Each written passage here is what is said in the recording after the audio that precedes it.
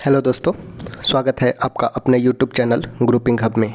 तो जैसा कि हम लोग ज्ञान बिंदु जीएस एकेडमी का स्पेशल टेस्ट देख रहे थे जनरल स्टडीज़ का, जो इम्पोर्टेंट होगा सभी वनडे कॉम्पिटिटिव एग्ज़ाम के लिए। इसके तहत हम लोगों ने प्रीवियस सेट नंबर 27 देखा था और आज 27 सेट कंप्लीट हो गया है। आज जो हमारा होने वाला है टेस्ट नंबर है 28, 28वां सेट प्रारंभ कर रहे हैं। तो इसके पहले अगर आप चैनल पे पहली बार विजिट किए हैं तो चैनल को सब्सक्राइब कर लीजिएगा और बेल आइकन दबा दीजिएगा ताकि आपको नोटिफिकेशन मिलता रहे। ये आज हम 28 नंबर सेट को देखने जा रहे हैं। अगर कोई भी अगर सुझाव देना चाहते हैं तो कमेंट बॉक्स आपका खुला हुआ है, कमेंट में कमेंट करके बतला देना है।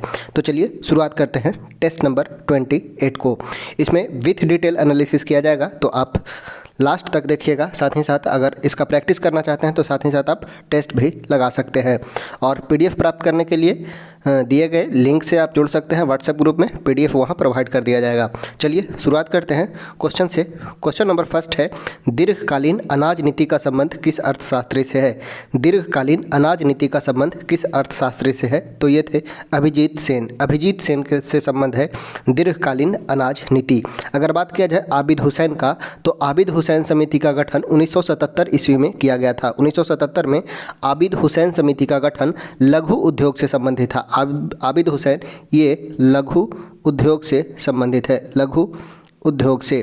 वही अगर बात किया जाए विजय केलकर, तो जीएसटी से संबंधित है विजय केलकर समिति। भारत में जीएसटी का जो लाया गया वो विजय केलकर समिति के सिफारिश पर ही लाया गया था। विजय केलकर समिति 2005 में भारत में गठन किया गया था और यह जीएसटी से संबंधित था। यहाँ पूछा गया था अनाज नीति का संबंध है, तो यह है अभिजीत सेन से। ऑप्शन हो जाएगा बी। नेक्स्ट है, दक्षिण एशिया के किस देश ने एकल राष्ट्रीय प्रसन्नता दक्षिण एशिया के किस देश ने एकल राष्ट्रीय प्रसन्नता को अपने नागरिकों की कुशल क्षेम को सूचकांक के रूप में माना है? तो यह माना गया है भूटान राज्य के द्वारा, भूटान देश के द्वारा। ऑप्शन हो जाएगा बी, भूटान ने माना है एकल राष्ट्रीय प्रसन्नता को अपने नागरिकों के कुशल क्षेम का सूचकांक के रूप में माना है भूटान ने। बात किया जाए भूटान का, तो राजधानी है थिम्पू, मुद्रा है नुंगलट्रम। ठीक है, भारत का पड़ोसी देश है भूटान। नेक्स्ट है, 10वीं पंचवर्षीय योजना के दौरान समृद्धि पर अधिकतम थी। समृद्धि दर किस पर अधिकतम थी? 10वीं पंचवर्षीय योजना के दौरान समृद्धि दर अधिकतम थी किस चीज़ में? तो ये था दलहन और तिलहन में, दलहन और तिलहन में। ऑप्शन हो जाएगा ए। बात किया जाए 10वीं पंचवर्षीय योजना का, तो इसका समय होता है 2002 से 2007 के बीच, 10वीं पंचवर्षीय योजना। अगर बात किया जाए पंचवर्षीय योजना का, तो यह यूएसएसआर से लिया गया है। टोटल 12 पंचवर्षीय योजना का गठन किया जा चुका है। अब पंचवर्षीय योजना को समाप्त कर नीति आयोग लाया गया था। ठीक है, याद रखना है 10वीं पंचवर्षीय योजना से क्वेश्चन था। 10वीं पंचवर्षीय योजना के दौरान समृद्धि दर अधिकतम जो था वो था दलहन और तिलहन में। ऑप्शन हो जाएगा ए। नेक्स्ट है, संकल्प परियोजना जुड़ा है किसके समापन से? संकल्प परियोजना का संबंध किसके समापन से है? तो यह एड्स के समापन से है। एड्स, अगर बात किया जाए एड्स का, तो यह एक विषाणुजनित रोग है, विषाणु से संबंधित रोग है, यानी कि वायरस से। और एड्स का पूरा नाम अगर देखें तो एक्वायर्ड इम्यूनी डिफिशियंसी सिंड्रोम। वही अगर बात किया जाए एचआईवी का, तो एचआईवी का पूरा नाम होता है human efficiency virus, human immuno virus. ठीक है, एड्स का acquired immune deficiency syndrome. AIDS के कारण तंत्रिका तंत्र प्रभावित होता है। अगर बात किया जाए एड्स का, तो 1 दिसंबर को एड्स डे मनाया जाता है, वर्ल्ड एड्स डे। एड्स के बारे में जागरूकता उत्पन्न करने के लिए वर्ल्ड एड्स डे मनाया जाता है 1 दिसंबर को। और एड्स से संबंधित है संकल्प परियोजना। यह सर्वप्रथम 17 अगस्त 2008 को प्रारंभ किया गया था। 17 अगस्त 2008 को प्रारंभ किया गया था संकल्प परियोजना। ऑप्शन हो जाएगा डी। नेक्स्ट है, मुद्रा का समान अर्थ क्या है? मुद्रा का समान अर्थ, तो मुद्रा का समान अर्थ होता है करेंसी तथा मांग जमा राशि, करेंसी तथा मांग जमा राशि। ऑप्शन हो जाएगा बी, करेंसी और मांग जमा राशि। नेक्स्ट है, भारत में हुए कर सुधार जिस कमेटी की सिफारिश पर आधारित है उसके अध्यक्ष कौन थे? कर सुधार से संबंधित है राजा चिलैया समिति। राजा चिलैया समिति जिसका गठन 1991 में हुआ, 1991 में हुआ, यह कर समिति से संबंधित है। वही अगर बात किया जाए अप्रत्यक्ष कर से, तो अप्रत्यक्ष कर से रेखी समिति, वही वांचू समिति का संबंध प्रत्यक्ष कर से था। एक था अप्रत्यक्ष कर से, रेखी समिति, वही वांचू समिति प्रत्यक्ष कर से था। रेखी समिति अप्रत्यक्ष यानी कि इनडायरेक्ट टैक्स से था और वांचू समिति का संबंध प्रत्यक्ष कर से था। कर सुधार के लिए गठन किया गया था राजा चिलैया समिति RJ चिलैया के अध्यक्षता में 1991 में। ऑप्शन हो जाएगा ए। वही अगर बात किया जाए N नरसिम्हन समिति, तो बैंकिंग में सुधार के लिए लाया गया था नरसिम्हन समिति। नरसिम्हन समिति का संबंध बैंकिंग सुधार से था। वही अगर बात किया जाए RN मल्होत्रा समिति, तो RN मल्होत्रा समिति का संबंध बीमा क्षेत्र में सुधार से था। बीमा क्षेत्र में सुधार के लिए मल्होत्रा समिति का गठन, बैंकिंग में सुधार के लिए नरसिम्हन समिति का गठन और कर सुधार के लिए राजा चिलैया समिति का गठन 1991 में किया गया था। नेक्स्ट है क्वेश्चन नंबर है 7। सुपर 301 संबंधित है किस चीज़ से? सुपर 301 है मुक्त व्यापार में अवरोध से संबंधित। मुक्त व्यापार में अवरोध से संबंधित है सुपर 301। ऑप्शन हो जाएगा डी। नेक्स्ट है निम्नलिखित में कौन गंगा मेकांग स्वर्ण भूमि सहयोग परियोजना का सदस्य नहीं है? गंगा मेकांग स्वर्ण भूमि सहयोग परियोजना का सदस्य इनमें से कौन सा देश नहीं है? अगर बात किया जाए गंगा का, तो गंगा भारत बांग्लादेश में बहने वाली नदी है। वही मेकांग नदी का बात किया जाए तो मेकांग नदी बांग्लादेश में नहीं बहता है। मेकांग नदी का विस्तार Tibet, China, Myanmar, Thailand, Laos और कंबोडिया में है। मेकांग नदी का बात किया जाए तो Tibet, China, Myanmar, Thailand, Laos और कंबोडिया में है। यहाँ पूछा गया है कौन गंगा मेकांग स्वर्ण भूमि सहयोग परियोजना का सदस्य नहीं है, तो ये हो जाएगा बांग्लादेश। बांग्लादेश गंगा मेकांग स्वर्ण भूमि सहयोग परियोजना का सदस्य नहीं है। मेकांग नदी बांग्लादेश से होकर नहीं बहती है। ऑप्शन हो जाएगा बी। नेक्स्ट है भारत में प्रथम उद्योग जिसका विकास हुआ वह कौन सा उद्योग था? भारत में प्रथम उद्योग जिसका विकास हुआ वह है कुटीर उद्योग। भारत में सर्वप्रथम कुटीर उद्योग का ही विकास हुआ था। जब देश अंग्रेजों के गुलाम था उसके पूर्व से भारत में कुटीर उद्योग की प्रधानता थी। ऑप्शन हो जाएगा ए कुटीर उद्योग। नेक्स्ट है गया के समीप नागा अर्जुनी पहाड़ी में प्रसिद्ध गोपी गुफा का निर्माण किसने करवाया था? नागा अर्जुनी पहाड़ी का बात किया गया है तो नागा अर्जुनी पहाड़ी में 3 गुफा गोपी, बदथी और वापिया गुफा। गोपी, बदथी और वापिया गुफा, ये 3 गुफा का निर्माण नागा अर्जुनी पहाड़ी में दशरथ के द्वारा, अशोक के पौत्र दशरथ द्वारा करवाया गया था। अशोक का पौत्र दशरथ ने नागा अर्जुनी पहाड़ी में वदथी, गोपी और वापिया गुफा का निर्माण किया था। वही अगर बात किया जाए बराबर गुफा में, तो बराबर में 4 गुफा का निर्माण किया गया था। बराबर में 4 गुफा और नागा अर्जुनी पहाड़ी में 3 गुफा का निर्माण करवाया गया था अशोक के पौत्र दशरथ के द्वारा। ऑप्शन हो जाएगा डी। नेक्स्ट है मुगल शासक बाबर ने किसे पराजित कर बिहार पर नियंत्रण प्राप्त किया था? मुगल शासक बाबर ने किसे पराजित कर बिहार पर नियंत्रण प्राप्त किया था? तो वो था महमूद लोदी को पराजित किया गया था बाबर के द्वारा। महमूद लोदी को पराजित किया बाबर ने और बिहार पर नियंत्रण प्राप्त किया था। ऑप्शन हो जाएगा बी। नेक्स्ट है 2011 के जनगणना के अनुसार बिहार में पुरुष साक्षरता दर कितनी है? बात किया गया है बिहार का मेल लिटरेसी रेट का, तो बिहार का मेल लिटरेसी रेट 2011 के अनुसार था 71.2%। 71.2% था मेल लिटरेसी रेट। वही अगर बात किया जाए फीमेल का, तो फीमेल का 51.5 था। अगर बात किया जाए ओवरऑल बिहार का साक्षरता दर कितना था, तो 61.8 बिहार का साक्षरता दर है। इसे कुछ इस प्रकार याद रखा जा सकता है। ओवरऑल 61, उसमें अगर 10 जोड़ते हैं तो 71 और 61 में -10 करते हैं तो फीमेल का 51.5, लगभग 10 का अंतर है। तो याद रखना है बिहार में पुरुष साक्षरता दर कितना था, तो 71.2। ऑप्शन हो जाएगा बी। नेक्स्ट है विश्व की सबसे गहरी झील किस महाद्वीप में स्थित है? बात किया गया है सबसे गहरी झील का, तो सबसे गहरी झील है लेक बैकाल सबसे गहरी झील है और यह रूस में स्थित है। और रूस की बात किया जाए तो यह यूरोप का भाग है। लेक बैकाल यूरेशिया में के अंतर्गत आता है, हालांकि रूस यूरोप के अंतर्गत आता है, अतः सबसे गहरी झील यूरोप में हो जाएगा। ऑप्शन हो जाएगा सी, यूरोप में सबसे गहरी झील लेक बैकाल, यह यूरोप का पार्ट है, रूस। ठीक है, ऑप्शन हो जाएगा सी। नेक्स्ट है अस्तित्वमान द्रव्य और ऊर्जा के सम्मिलित रूप को क्या कहते हैं? अस्तित्वमान द्रव्य और ऊर्जा का सम्मिलित रूप कहलाता है ब्रह्मांड, यानी कि यूनिवर्स। ऑप्शन हो जाएगा सी। नेक्स्ट है, निम्नलिखित में से किस राज्य में जनजातीय समुदाय की पहचान नहीं की गई है? जनजातीय समुदाय पंजाब और हरियाणा राज्य में नहीं पाए जाते हैं। ऑप्शन हो जाएगा बी, पंजाब और हरियाणा में जनजातीय समुदाय नहीं है। नेक्स्ट है शिक्षक दिवस। शिक्षक दिवस सर्वपल्ली राधाकृष्णन के जन्मतिथि को 5 सितंबर को हम शिक्षक दिवस मनाते हैं, एस राधा कृष्णन का। वही अगर बात किया जाए बाल दिवस मनाया जाता है 14 नवंबर और यह बर्थ डेट होता है JL नेहरू का, जिन्हें हम चाचा नेहरू भी बुलाते हैं। अगर बात किया जाए चिकित्सा दिवस का, तो चिकित्सा दिवस मनाया जाता है 1 जुलाई को। चिकित्सा दिवस 1 जुलाई को और यह जन्म तिथि है बिधान चंद्र राय और बिधान चंद्र राय इन्हीं के सम्मान में एक पुरस्कार की भी घोषणा की गई है, जिसे जो औषधि के क्षेत्र में दिया जाता है, बिधान चंद्र राय पुरस्कार औषधि के क्षेत्र में दिया जाने वाला पुरस्कार है। चिकित्सा दिवस बिधान चंद्र राय के जन्म तिथि के उपलक्ष्य में मनाया जाता है 1 जुलाई को। वही अगर बात किया जाए किसान दिवस, तो किसान दिवस चौधरी चरण सिंह का जन्म तिथि होता है 23 दिसंबर। चौधरी चरण सिंह का जन्म दिवस होता है।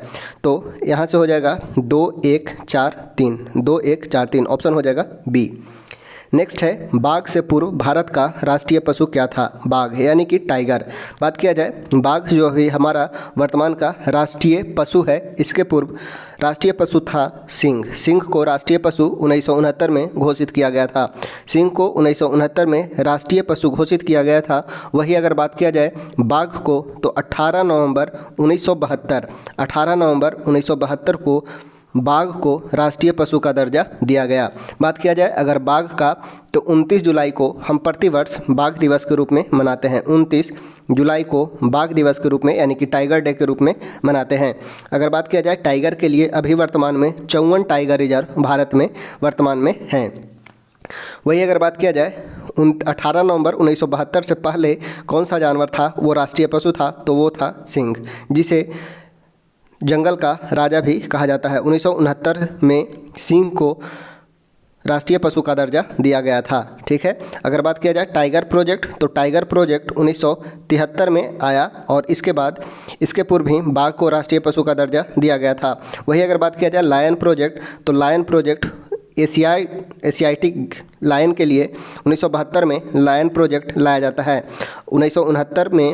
1969 में सिंह को राष्ट्रीय पशु का दर्जा, वही 18 नवंबर 1972 को बाघ को राष्ट्रीय पशु का दर्जा दिया जाता है। एक याद रखना है मोर यानी कि पीकॉक हमारा राष्ट्रीय पक्षी है मोर, जिसे 26 जनवरी 1963 को मोर को राष्ट्रीय पक्षी का दर्जा दिया गया।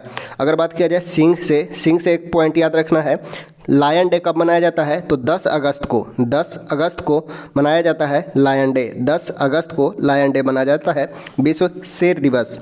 ठीक है, ये सभी पॉइंट याद रखना है। नेक्स्ट है एसेज शब्द किस खेल से संबंधित है? एसेज शब्द यह क्रिकेट से संबंधित है। एसेज कप क्रिकेट से संबंधित है। ऑस्ट्रेलिया और इंग्लैंड के बीच यह खेले जाने वाला खेल है। ऑस्ट्रेलिया और इंग्लैंड के बीच एसेज शब्द का संबंध है क्रिकेट से। नेक्स्ट है निम्नलिखित में से कश्मीर के किस शासक ने जजिया और गौ हत्या को समाप्त किया? जजिया एक प्रकार का धार्मिक कर था और गौ हत्या को समाप्त किया कश्मीर में कौन? तो वो है कश्मीर का अकबर जैनुल आबेदीन, जिन्हें कश्मीर का अकबर भी कहा जाता है। ऑप्शन हो जाएगा सी।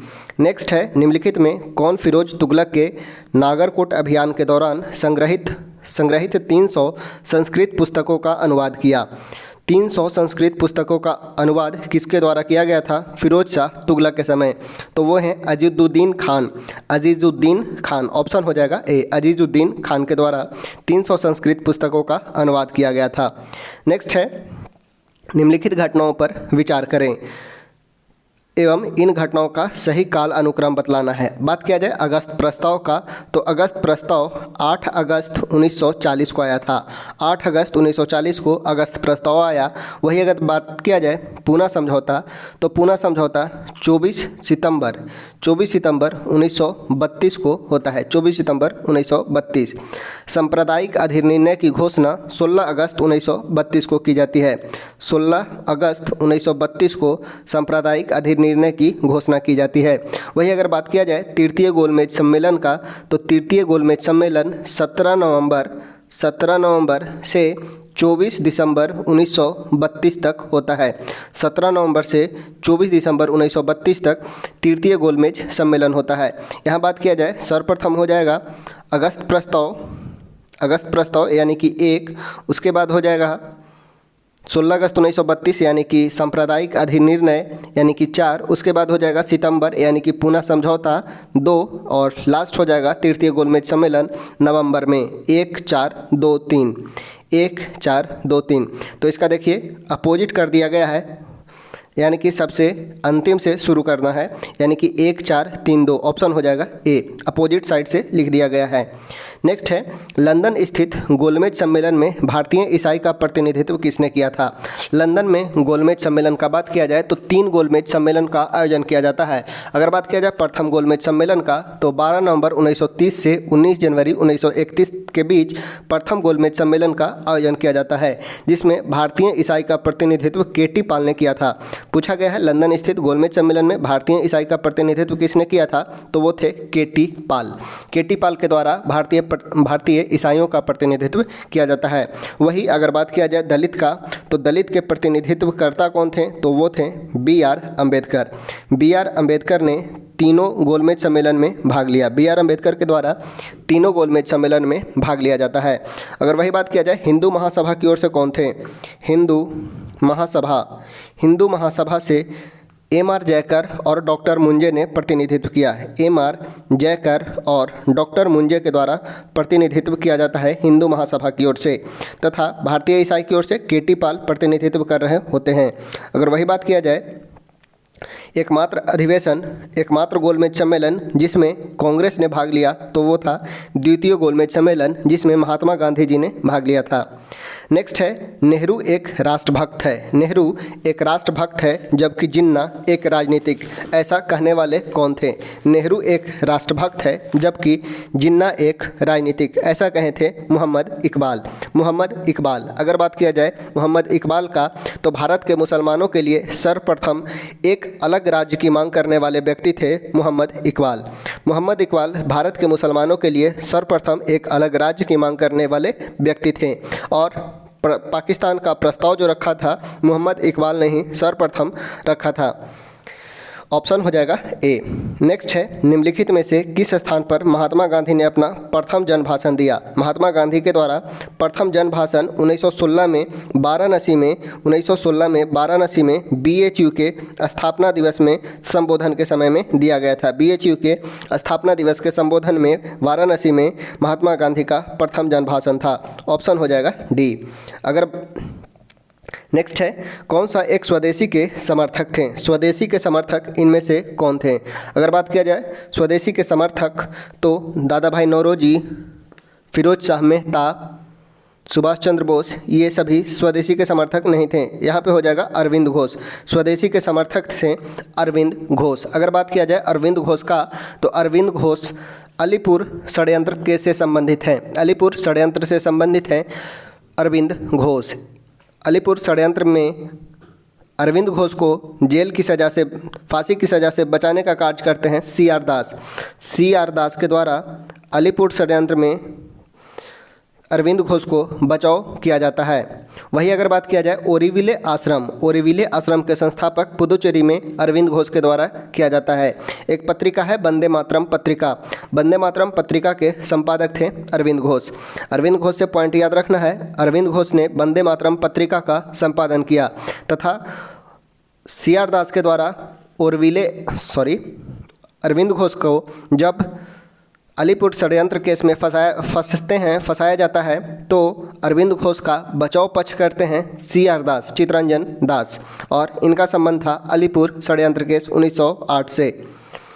स्वदेशी के समर्थक हैं अरविंद घोष। ऑप्शन हो जाएगा ए। नेक्स्ट है निम्नलिखित में किस कालखंड में कांग्रेस और मुस्लिम लीग के बीच मतभेद नहीं रहा था। कांग्रेस और मुस्लिम लीग के बीच मतभेद नहीं था किस समय, तो 1916 से 22 तक कांग्रेस और मुस्लिम लीग में कोई भी मतभेद नहीं होता है।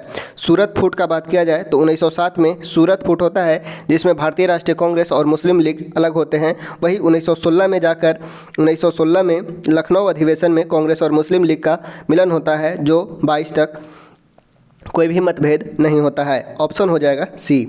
नेक्स्ट है, खिलाफत आंदोलन के प्रमुख नेता निम्न में से कौन थे? खिलाफत आंदोलन, बात किया जाए खिलाफत आंदोलन का तो 1920 में खिलाफत आंदोलन हुआ, जिसके प्रमुख नेता थे मौलाना मोहम्मद अली और शौकत अली। मौलाना मोहम्मद अली और शौकत अली। ऑप्शन हो जाएगा ए।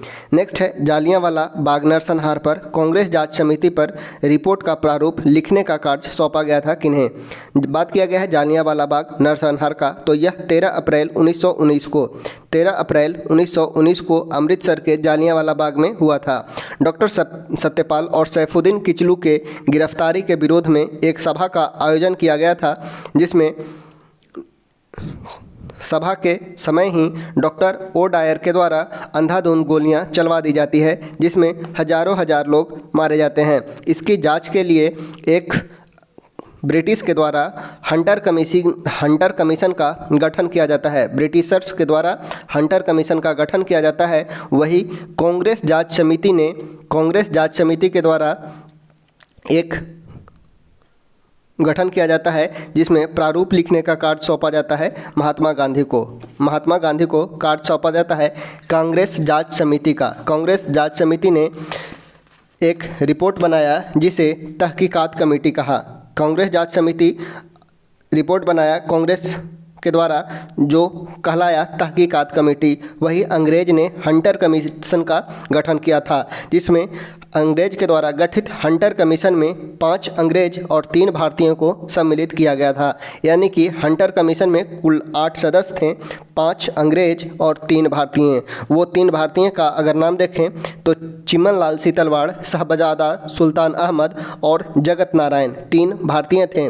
वही अगर बात किया जाए कांग्रेस जांच समिति का, तो कांग्रेस जांच समिति ने तहकीकात कमेटी का गठन किया, जिसके अध्यक्ष होते हैं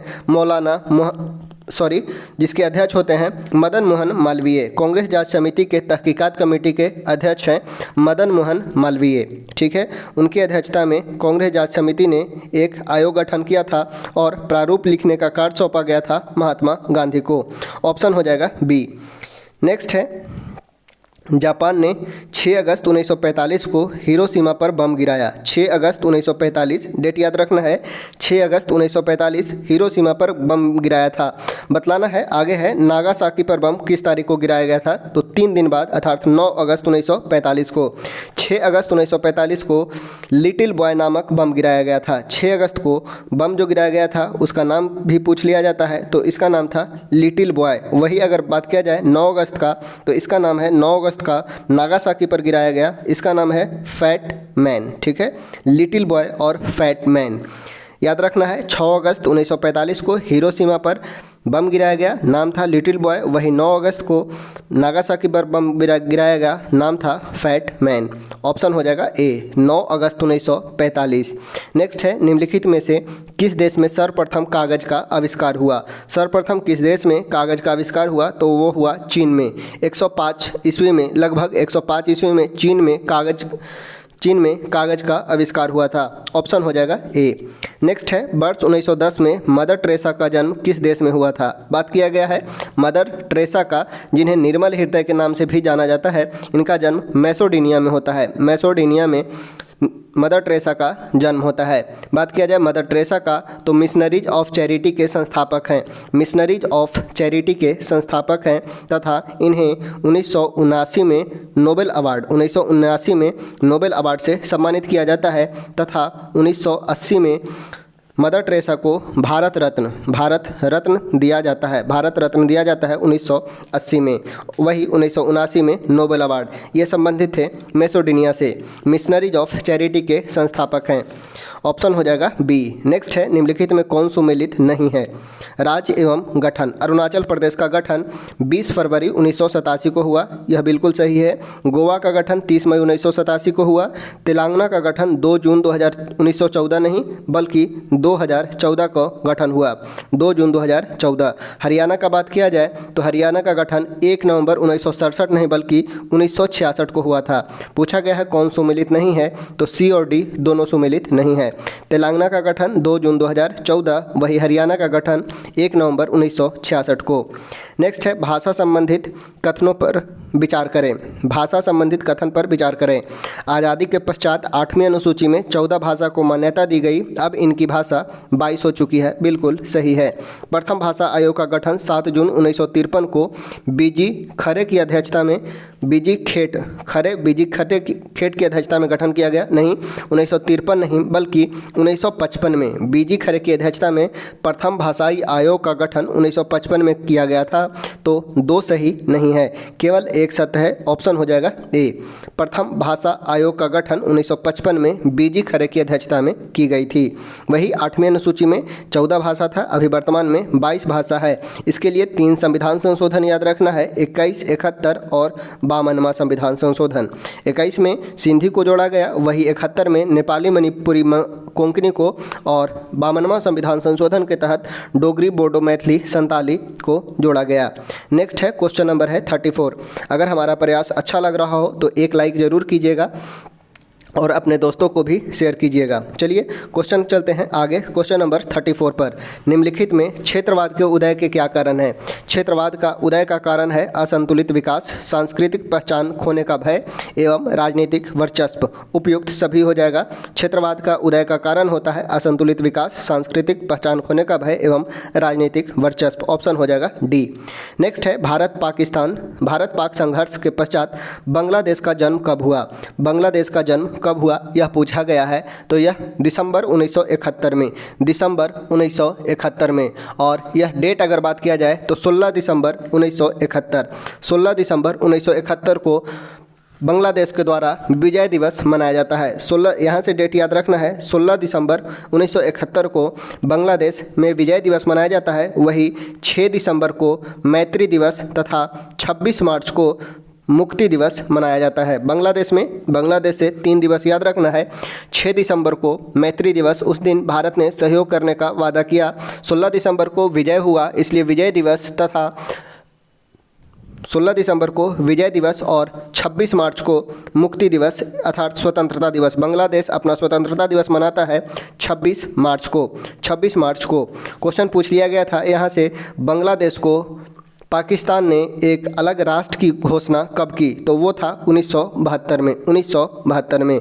ठीक है, तो भारत पाक संघर्ष के बाद बांग्लादेश का जन्म हुआ था 16 दिसंबर 1971। ऑप्शन हो जाएगा ए। नेक्स्ट है एशिया की धुरी किस देश की विदेश नीति है? एशिया की धुरी किस देश की विदेश नीति है? तो यह है अमेरिका का।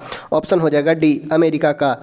कौन सा अनुच्छेद 351 का निम्नलिखित में अनुच्छेद 351 का संबंध किससे है?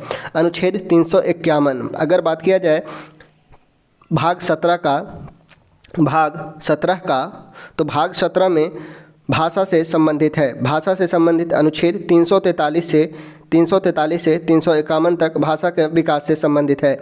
351 में हिंदी भाषा के विकास से है, हिंदी भाषा के विकास। ऑप्शन हो जाएगा ए। नेक्स्ट है निम्नलिखित में किसकी अनुशंसा नेहरू रिपोर्ट ने की थी? किसकी अनुशंसा नेहरू रिपोर्ट के द्वारा किया गया था? नेहरू रिपोर्ट का बात किया जाए तो 1928 में मोतीलाल नेहरू के द्वारा नेहरू रिपोर्ट लाया गया था। पृथक निर्वाचक मंडल, डोमिनियन दर्जा, एकात्मक और लोकतंत्रीय केंद्र, वयस्क मताधिकार। वयस्क मताधिकार का बात किया गया था, एकात्मक और लोकतांत्रिक केंद्र की बात की गई थी, पृथक निर्वाचन मंडल की बात की गई थी। यहाँ पे सही उत्तर हो जाएगा अनुशंसा रिपोर्ट ने नहीं की थी। यहाँ पे लगा लेना है किसका अनुशंसा नेहरू रिपोर्ट ने नहीं किया था, और यहाँ पे हो जाएगा पृथक निर्वाचक मंडल। पृथक निर्वाचक मंडल की अनुशंसा नेहरू रिपोर्ट ने नहीं की थी। ऑप्शन हो जाएगा, वो हो जाएगा ए, पृथक निर्वाचक मंडल। साथ ही साथ डोमिनियन दर्जा भी नहीं मांगा गया था। तो इस क्वेश्चन में थोड़ा सा डाउट है, आप कमेंट करके भी बतला सकते हैं या लास्ट में देखकर बतला दिया जाएगा। इसमें क्वेश्चन में कुछ त्रुटि लग रहा है। चलिए आगे देखते हैं। क्वेश्चन नंबर है 39। निम्नलिखित में कौन सुमेलित नहीं है? स्वतंत्रता पश्चात रियासत। कश्मीर के राजा महाराजा हरि सिंह, कश्मीर के राजा महाराजा हरि सिंह थे। मणिपुर के बोध चंद्र सिंह, भोपाल के हमीदुल्लाह खान, भोपाल के हमीदुल्लाह खान। जूनागढ़ के शहनवाज खान नहीं बल्कि मोहम्मद महावत खान थे। जूनागढ़ के राजा थे महावत खान थे जूनागढ़ के राजा। ऑप्शन हो जाएगा डी, डी सुमेलित नहीं है। कश्मीर में राजा होते हैं महाराजा हरि सिंह, मणिपुर में बोध चंद्र सिंह, भोपाल में हमीदुल्लाह खान और जूनागढ़ में शहनवाज खान नहीं बल्कि महावत खान थे। ऑप्शन हो जाएगा डी। नेक्स्ट है, निम्नलिखित में कौन सिंधु घाटी सभ्यता की देन नहीं है? सिंधु घाटी सभ्यता या हड़प्पा सभ्यता, किसका, इसमें क्या जो है सिंधु घाटी सभ्यता का देन नहीं है? स्वास्तिक चिन्ह सिंधु घाटी सभ्यता का है। कुबड़ वाला साढ़ का पूजा किया जाता था, यह भी है। उर्वरता देवी की मूर्ति, इसे भी पूजा जाता था। विधि संहिता जो है वो सिंधु घाटी सभ्यता की देन नहीं है। ऑप्शन हो जाएगा डी, विधि संहिता सिंधु घाटी सभ्यता की देन नहीं है। नेक्स्ट है क्वेश्चन नंबर 41। दक्षिण भारत में चालुक्य, पल्लव, राष्ट्रकूट और चोल के समय कौन सा धर्म प्रभावशाली रहा? दक्षिण भारत में चालुक्य, पल्लव, राष्ट्रकूट और चोल के समय कौन सा धर्म प्रभावशाली रहा था? तो वो था शैव धर्म। ऑप्शन हो जाएगा बी, शैव धर्म। नेक्स्ट है, अनिश्चयवादी संप्रदाय की स्थापना किसने की थी? अनिश्चयवादी संप्रदाय के संस्थापक हैं संजय वेठली पुत्र। ऑप्शन हो जाएगा बी। नेक्स्ट है, मुगल प्रशासन के अंतर्गत गुप्तचर विभाग का प्रधान होता था। मुगल प्रशासन के अंतर्गत गुप्तचर विभाग का प्रधान दरोगा ए डाक चौकी होता था। दरोगा ए डाक चौकी, साथ ही साथ यह डाक का भी प्रधान होता था। डाक चौकी का भी प्रधान होता था और गुप्तचर का भी, दरोगा ए डाक चौकी। ऑप्शन हो जाएगा बी। नेक्स्ट है, निम्नलिखित में सबसे अधिक समस्थानिक वाला तत्व कौन सा है? सबसे अधिक समस्थानिक होता है पोलोनियम का। पोलोनियम में सबसे अधिक समस्थानिक 42 होती हैं। पोलोनियम के समस्थानिकों की संख्या बात किया जाए तो 42 है। वही हाइड्रोजन के 3 समस्थानिक प्रोटियम, ड्यूटेरियम, ट्रिटियम हैं। वही यूरेनियम के 2 समस्थानिक 235 तथा 238 है। अभी हाल ही में यूरेनियम का एक अन्य समस्थानिक 241 का खोज किया जा चुका है। अगर बात किया जाए पोटेशियम का, तो पोटेशियम का भी 2 समस्थानिक 39 और 41 है। ठीक है, तो पोटेशियम का 2 समस्थानिक, यूरेनियम का 2 समस्थानिक, हाइड्रोजन का 3 समस्थानिक, वही पोलोनियम का 42 समस्थानिक है। तो ऑप्शन हो जाएगा डी, सबसे अधिक समस्थानिक वाला तत्व है पोलोनियम। ऑप्शन हो जाएगा डी। नेक्स्ट है, आधुनिक आवर्त सारणी में आवर्त की संख्या कितनी है? आवर्त की संख्या है 7। आवर्त 7 हैं। वही अगर बात किया जाए समूह का, तो समूह की संख्या है 18। समूह 18 है। आधुनिक आवर्त सारणी का बात किया जाए तो यह डिपेंडेंट है या यह आधारित है बढ़ते हुए परमाणु क्रमांक पे संबंधित है आवर्त सारणी। आधुनिक आवर्त सारणी जो दिया गया है मोसले के द्वारा, यह संबंधित है बढ़ते हुए परमाणु क्रमांक के अनुसार। अगर बात किया जाए आवर्त सारणी में 118 तत्वों का वर्गीकरण किया गया है 7 आवर्त एवं 18 समूह में, जिसके अंतर्गत 91 धातु तत्व, 7 उपधातु और 20 अधातु तत्व। 91 धातु तत्व, 7 उपधातु और 20 अधातु तत्व का वर्गीकरण किया गया है। 118 तत्व टोटल है। नेक्स्ट है, भूपर्पटी में सबसे कम मात्रा में पाए जाने वाला तत्व कौन सा है? सबसे कम मात्रा में है, अकॉर्डिंग टू ऑप्शन अगर देखते हैं तो स्टैटिन सबसे कम मात्रा में पाए जाने वाला तत्व है। अगर वही बात किया जाए सबसे अधिक का, तो ऑक्सीजन सबसे अधिक है। वही दूसरा नंबर का बात किया जाए तो सिलिकॉन, वही तीसरा का बात किया जाए तो एल्युमिनियम, और चौथा का बात किया जाए तो लोहा यानी कि Fe। याद रखना है, ऑक्सीजन, सिलिकॉन, एल्युमिनियम, लोहा, ये क्रमशः 4 प्रमुख तत्व हैं जो पृथ्वी के भूपर्पटी में पाए जाने वाले हैं। ऑक्सीजन, सिलिकॉन, एल्युमिनियम और लोहा, 4 क्रमानुसार याद रखना है। सबसे अधिक ऑक्सीजन, सेकंड नंबर पे है सिलिकॉन, थर्ड नंबर पे एल्युमिनियम, फोर्थ नंबर पे लोहा। यहाँ पूछा गया था सबसे कम कौन सा है, तो अकॉर्डिंग टू ऑप्शन हो जाएगा स्टैटिन। नेक्स्ट है, जल एक यौगिक है, यानी कि अगर यौगिक है तो एक फिक्स प्रोपोर्शन में इसका रेशियो होगा। जल एक यौगिक है यानी कि H2O फॉर्मूला होता है। इसमें हाइड्रोजन और ऑक्सीजन के परमाणुओं की संख्या का अनुपात क्या होगा?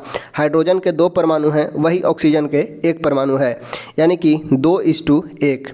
हाइड्रोजन इस ऑक्सीजन का परमाणुओं का अनुपात हो जाएगा 2:1। ऑप्शन हो जाएगा ए।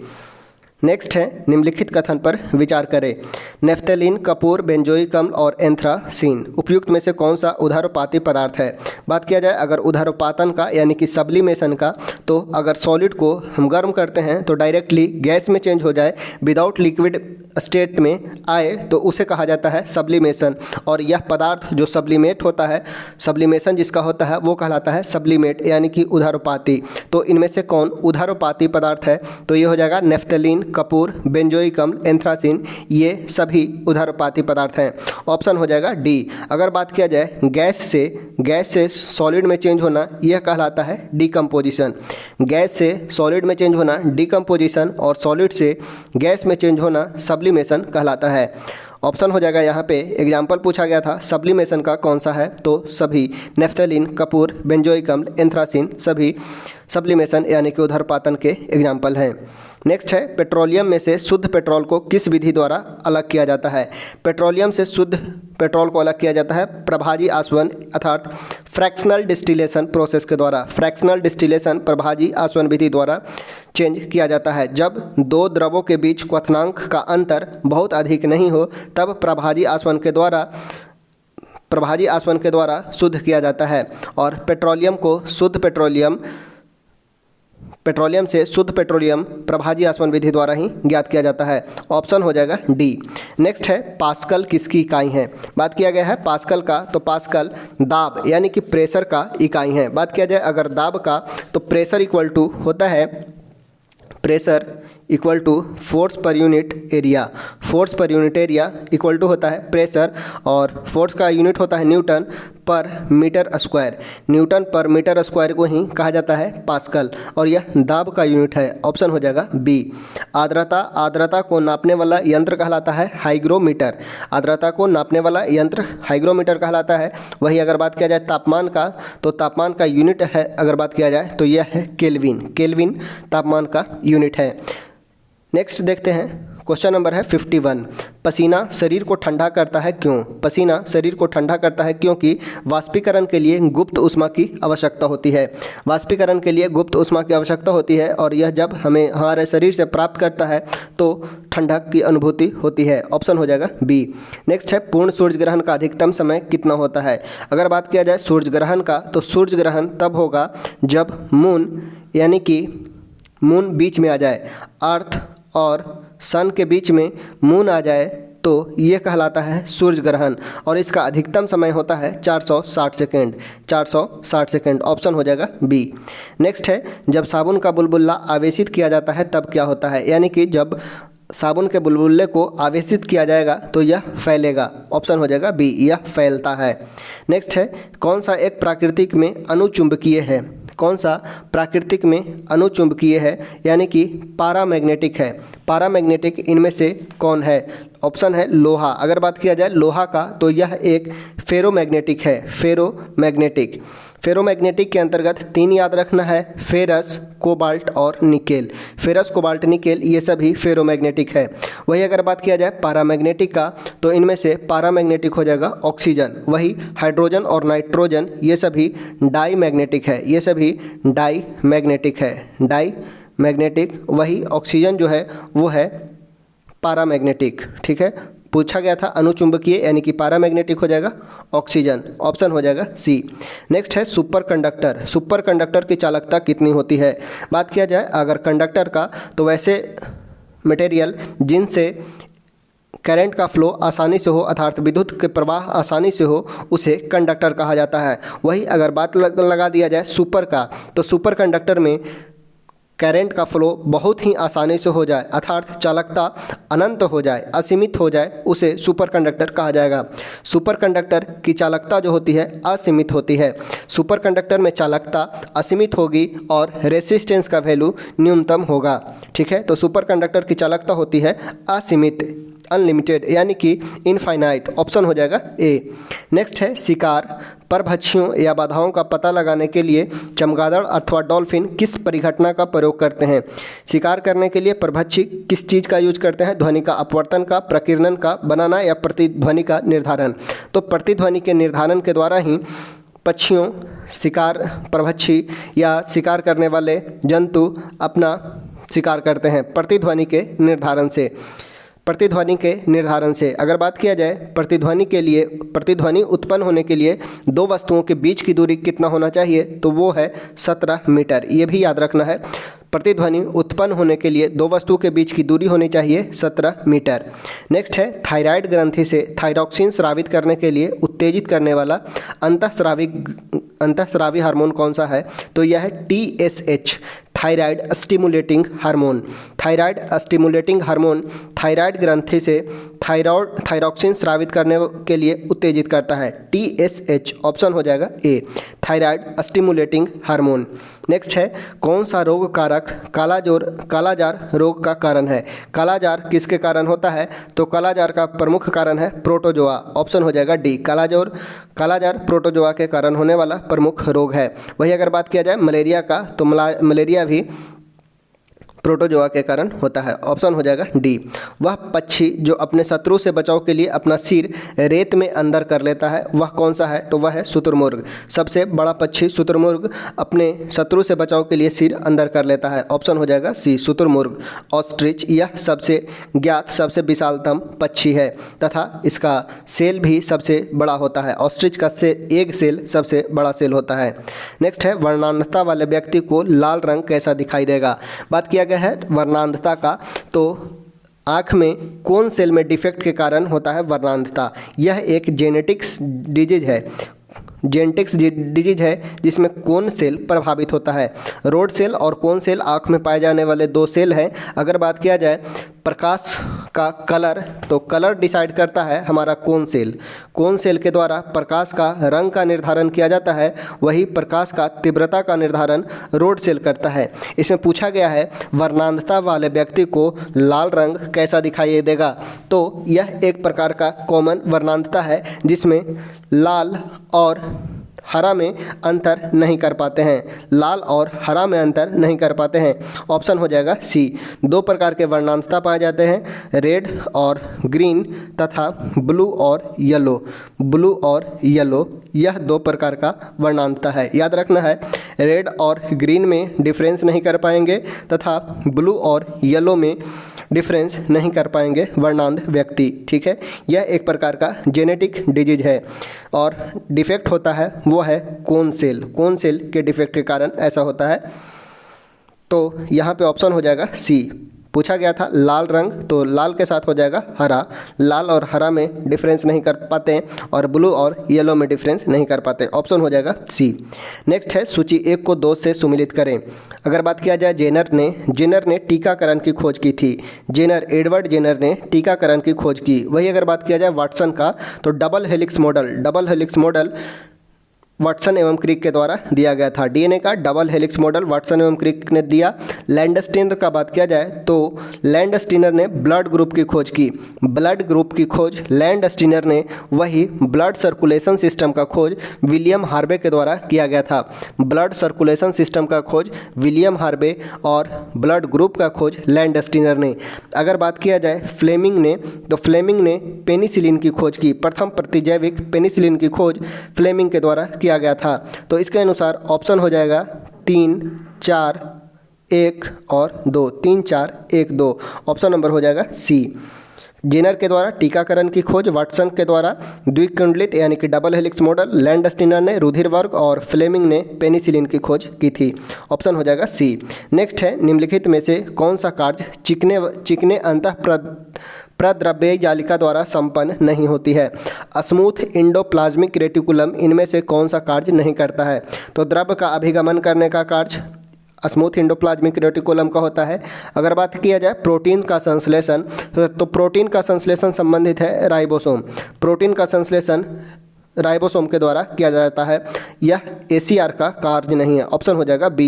स्टेरॉयड हार्मोन का संश्लेषण करना, लिपिड का संश्लेषण करना स्मूथ इंडोप्लाज्मिक रेटिकुलम का कार्य होता है। वही प्रोटीन का संश्लेषण राइबोसोम करता है। ऑप्शन हो जाएगा बी। प्रोटीन का संश्लेषण करने का कार्य राइबोसोम के द्वारा किया जाता है।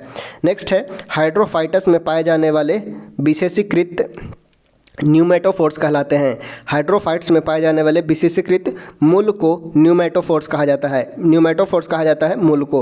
हाइड्रोफाइटस क्या कहलाते हैं? तो पानी में पौधों की वृद्धि हाइड्रोफाइट्स कहलाती है और उनमें जो मूल पाया जाता है, जड़ पाया जाता है, उन्हें न्यूमेटोफोर्स कहा जाता है। ऑप्शन हो जाएगा ए। मूल को न्यूमेटोफोर्स कहलाता है।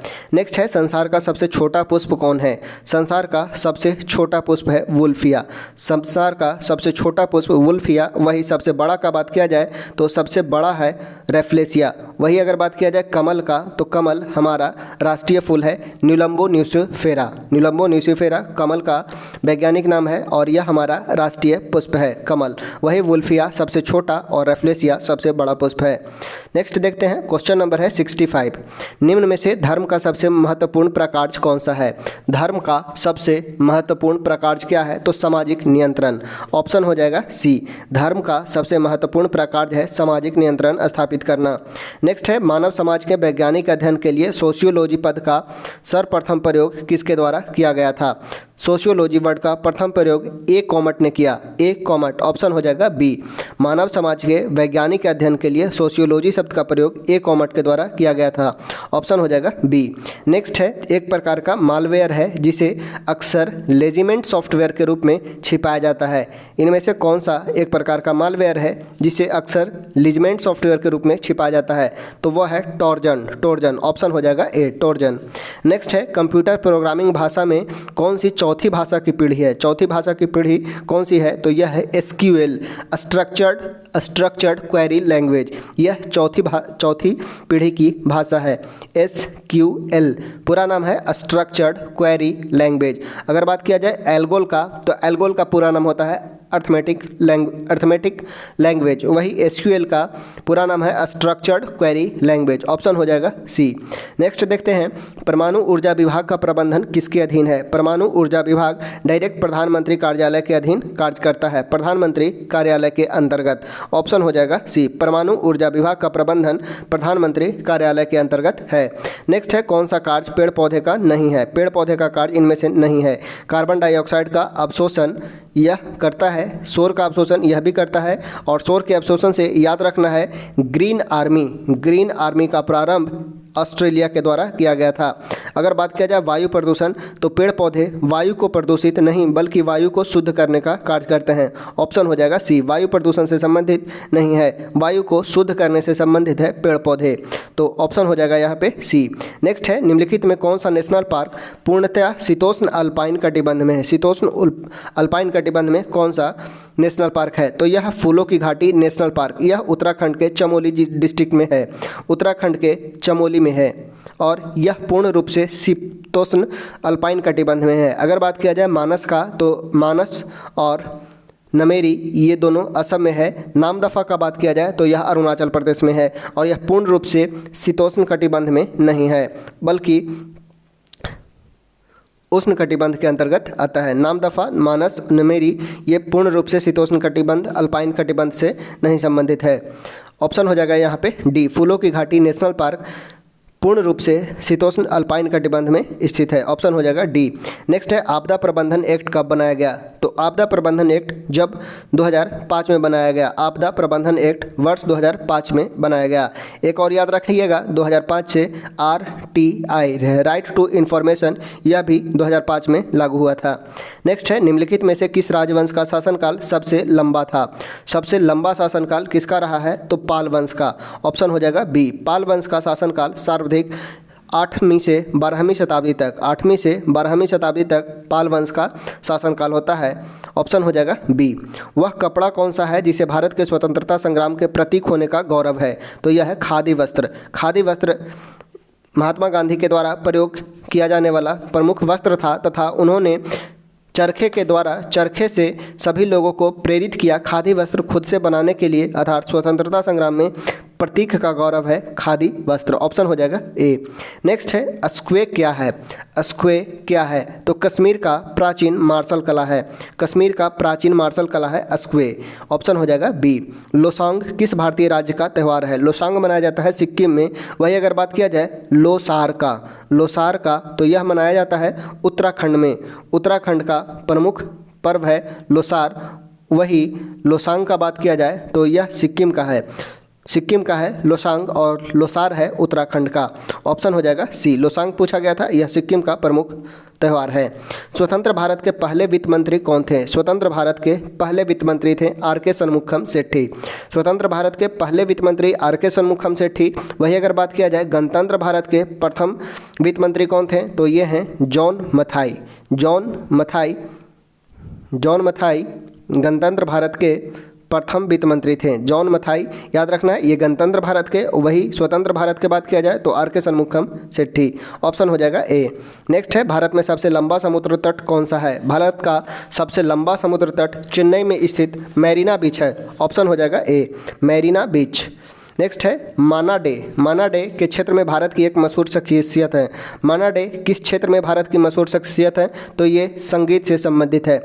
मन्ना डे का संबंध संगीत से है। नेक्स्ट है, आईसीसी क्रिकेट ऑफ ईयर के लिए सर गॉरफील्ड सोबर्स ट्रॉफी जीतने वाले पहले खिलाड़ी कौन थे? आईसीसी क्रिकेट ऑफ ईयर के लिए सर गॉरफील्ड सोबर्स ट्रॉफी जीतने वाले पहले खिलाड़ी हैं राहुल द्रविड़। ऑप्शन हो जाएगा सी, राहुल द्रविड़। नेक्स्ट है, देश एवं राजधानी। बात किया जाए जाम्बिया का, तो जाम्बिया का राजधानी है लुसाका। जाम्बिया का राजधानी लुसाका। वही क्यूबा का राजधानी है हवाना।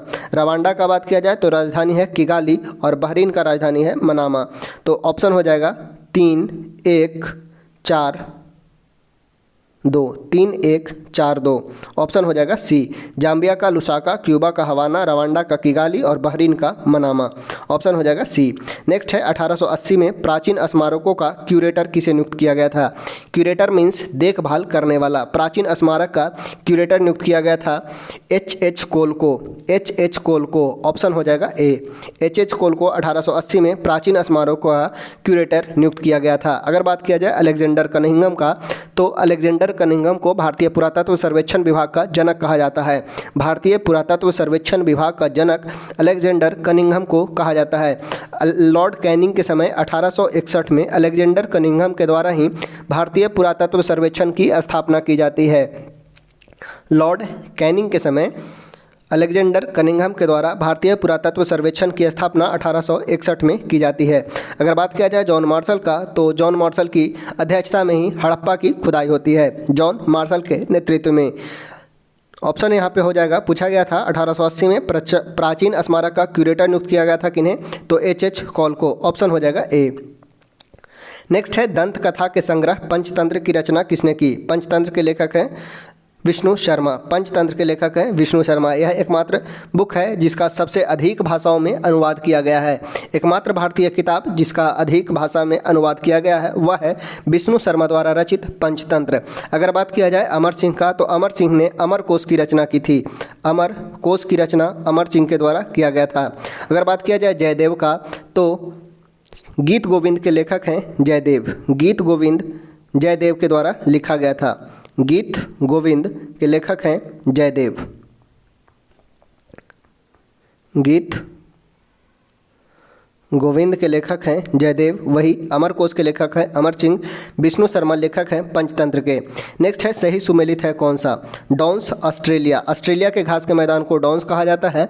पॉर्कलैंड अफ्रीका में पार्कलैंड है। कंपास ब्राजील का घास का मैदान है, यानी कि उपयुक्त सभी सही है। ऑप्शन हो जाएगा डी। नेक्स्ट है, बगानी कृषि के अंतर्गत इनमें से कौन नहीं आता है? तो नारियल, कहवा और रबड़ ये सभी बगानी कृषि के अंतर्गत नहीं आता है। नारियल, कहवा और रबड़ ये सभी बगानी कृषि के अंतर्गत आता है। वही चावल बगानी कृषि के अंतर्गत नहीं आता। ऑप्शन हो जाएगा बी। नेक्स्ट है, दक्षिण अमेरिका में खनिज के भंडार जो क्षेत्र है वह कौन सा है? दक्षिण अमेरिका का ब्राज़ील का पठार ये खनिज के लिए फेमस है, ब्राज़ील का पठार। ऑप्शन हो जाएगा ए। निम्न में कौन सा कथन असत्य है? क्वेश्चन नंबर है 87। क्वेश्चन पूछा गया कौन सा कथन गलत है? भारत का दक्षिणतम बिंदु पिग्मेलियन पॉइंट है, यह बिल्कुल सही है। पिग्मेलियन पॉइंट, ला हीचिंग पॉइंट, पार्सन पॉइंट ये सभी दक्षिण बिंदु का नाम है। भारत का सबसे दक्षिण बिंदु को Pygmalion point, Lahiching point, Parson point आदि के नाम से जाना जाता है। भारत की कुल समुद्री सीमा की लंबाई 7516.5 किलोमीटर है, यह भी बिल्कुल सही है।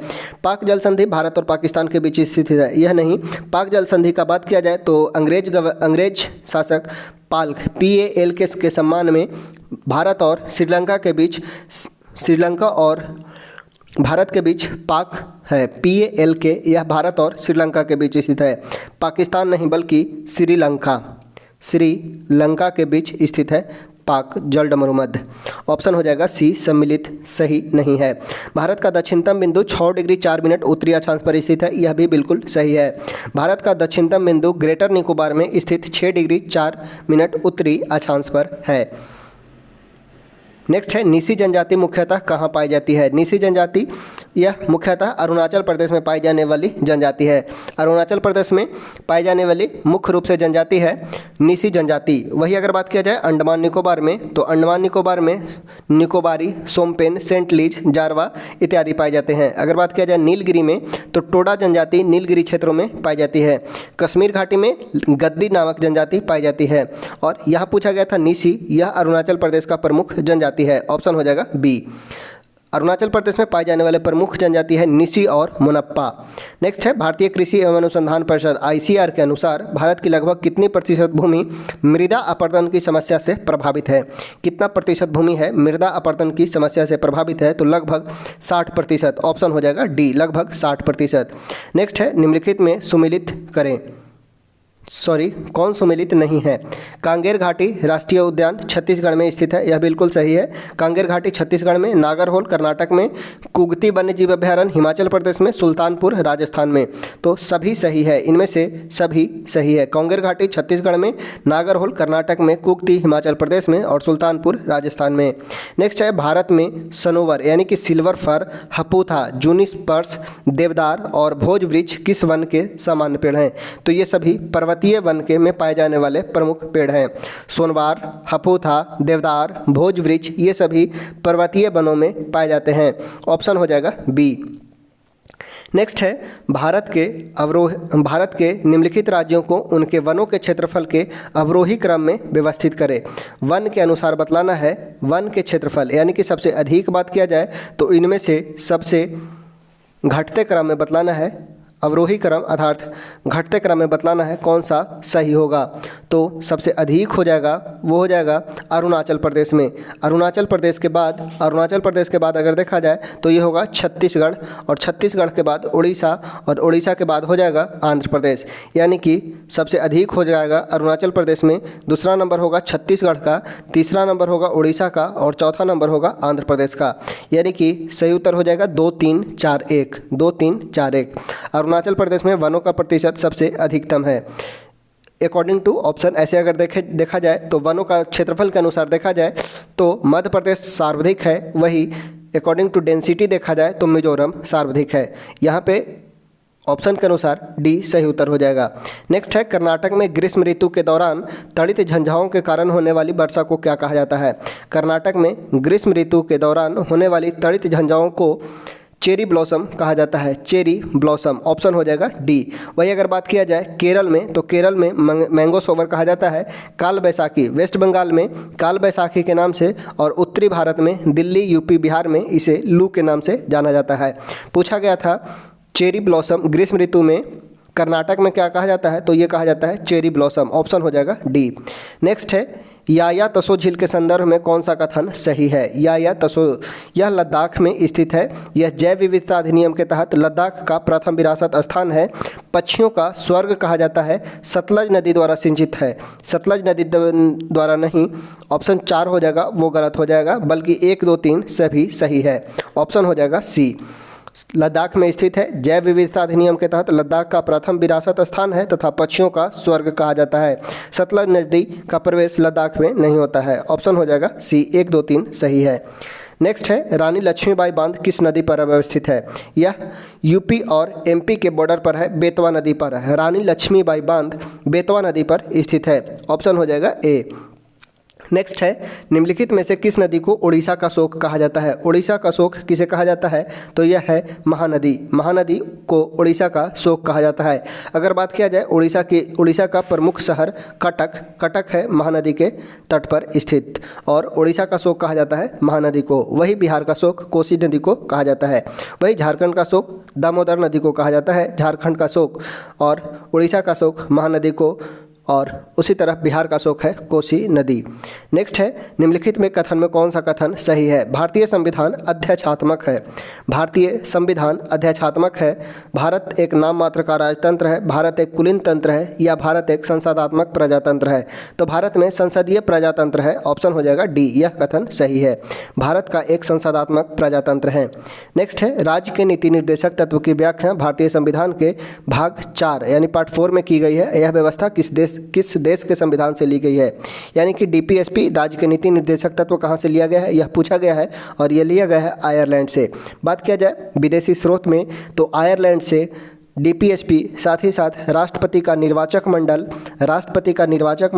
एवं राष्ट्रपति के द्वारा राज्यसभा में 12 सदस्यों का मनोनयन, यह लिया गया है आयरलैंड से। ठीक है, राष्ट्रपति का निर्वाचक मंडल का वर्णन आयरलैंड से, राष्ट्रपति के निर्वाचक मंडल में कौन कौन होंगे तथा डीपीएसपी, ये सभी आयरलैंड से लिया गया है। वही अगर बात किया जाए दक्षिण अफ्रीका से तो दक्षिण अफ्रीका से संविधान संशोधन एवं राज्यसभा के सदस्यों का निर्वाचन दक्षिण अफ्रीका से लिया गया है। यहाँ ध्यान देना है, राज्यसभा में टोटल 245 सदस्य होते हैं, जिसमें 233 सदस्यों का निर्वाचन होता है और 12 सदस्य का राष्ट्रपति के द्वारा कला क्षेत्र में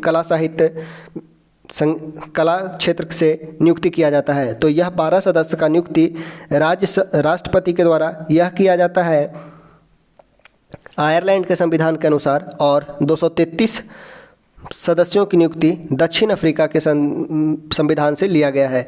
यह अगर पूछेगा राज्यसभा के सदस्यों का निर्वाचन, अर्थात 233 सदस्य का निर्वाचन किया जाता है राष्ट्रपति के द्वारा, 233 सदस्य का नियुक्ति किया जाता है, तो वो किया जाता है दक्षिण अफ्रीका के संविधान के अनुसार। और ये 12 सदस्य जो लोक कला में, विज्ञान में आदि क्षेत्रों में उन्नति किया हो, उनको नियुक्ति किया जाता है 12 सदस्यों को राष्ट्रपति के द्वारा।